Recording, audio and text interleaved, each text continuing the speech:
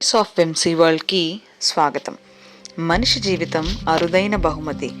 కానీ ఆశ్చర్యం ఏమిటంటే ఆ బహుమతి మనమే వేరే వాళ్ళ చేతిలో పెట్టేస్తాం. వాళ్ళు చెప్పింది వింటూ, వాళ్ళు అడిగిందే చేస్తూ మన మనసుని పోగొట్టుకుంటాం. ఈరోజు మనం మనల్ని ఒక ప్రశ్న అడుక్కోవాలి. ఇతరుల కోసం బతకడమేనా అసలు జీవితం, లేక మన కోసం బతకడమేనా నిజమైన జీవితం అని. రండి, ఈ 10 నిమిషాల ప్రయాణంలో మనల్ని మనం కనుక్కుందాం. మనకి చిన్నప్పటి నుండే చెప్తారు, ఇతరులు ఏమంటారో చూసుకో, వాళ్ళేమనుకుంటారో దృష్టిలో పెట్టుకో, ఇలా ఇలా చాలా చెప్తారు. మన డెసిషన్స్ మొత్తం ఎవరికి ఎలా కనిపిస్తాయో అనే దాంతోనే బందీ అయిపోతాయి. నువ్వు ధరించే దుస్తులు, నువ్వు ఎంచుకునే ఉద్యోగం, నువ్వు తీసుకునే నిర్ణయాలు, నువ్వు చెయ్యాలనుకున్న పనులు అన్నీ ఇతరుల అంచనాలకే బంధించబడతాయి. కానీ చివరికి ఆ ఇతరులు నిన్ను నడిపించారట అని. కానీ నీ బాధ, నీ ఒత్తిడి, నీ కన్నీళ్లు మాత్రం నీవే. నీకోసం నువ్వు బతకకపోతే ఈ ప్రపంచంలో ఎవరూ నీ కోసం బతకరు. ప్రతి వాళ్ళకి తమ తమ బాధలు, తమ తమ పోరాటాలు ఉంటాయి. నువ్వు వాళ్ళ కోసమే పాడైపోయినా వాళ్ళు గరిష్టం 2 రోజులు అనుకుంటారు. ఆ తర్వాత ఎవరి జీవితాలు వాళ్ళవి. కానీ నీకైతే నీ జీవితమే కోల్పోతావు. నీకోసం నువ్వే బతకాలి. ఎందుకంటే నీ జీవితం నీదే. ఎవరూ నీ తప్పు తీసుకోరు, ఎవ్వరూ నీ బాధ భరించరు, ఎవ్వరూ నీ కల నెరవేర్చరు. ఒక అబ్బాయి ఉన్నాడు.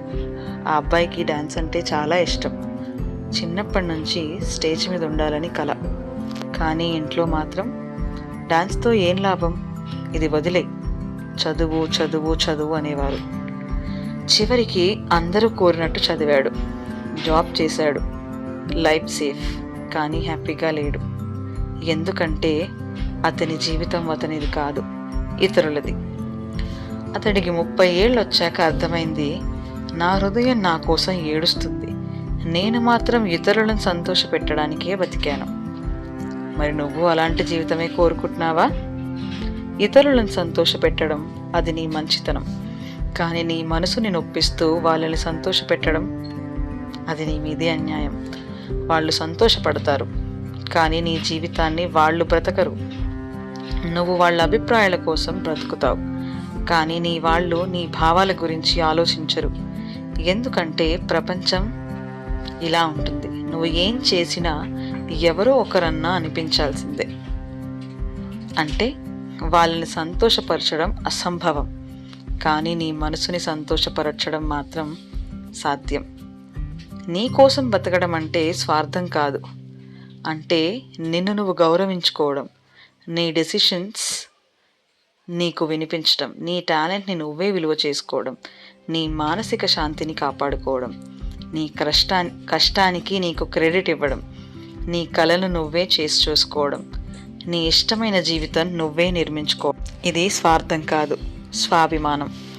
ఎందుకంటే నీ మనసు నిండిపోయి ఉంటే నువ్వు ఇతరులను కూడా ప్రేమించగలవు. రోజు చివరిలో నిన్ను నువ్వు ఒక ప్రశ్న వేసుకో, ఈరోజు నేను నా కోసం ఏం చేశాను అని.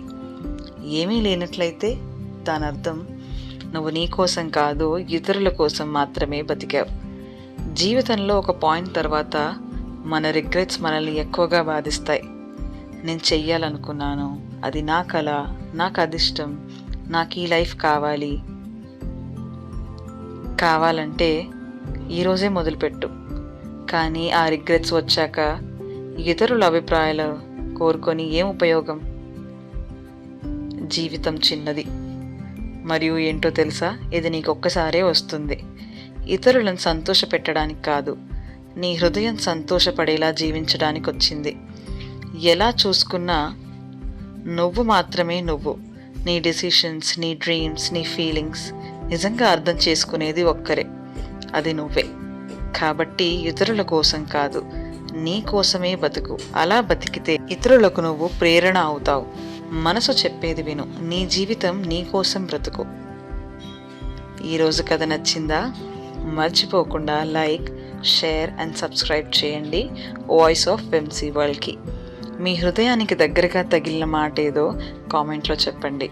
మరొక మంచి కథ, మరొక మంచి సందేశంతో మళ్ళీ మీ ముందుకు వస్తాను.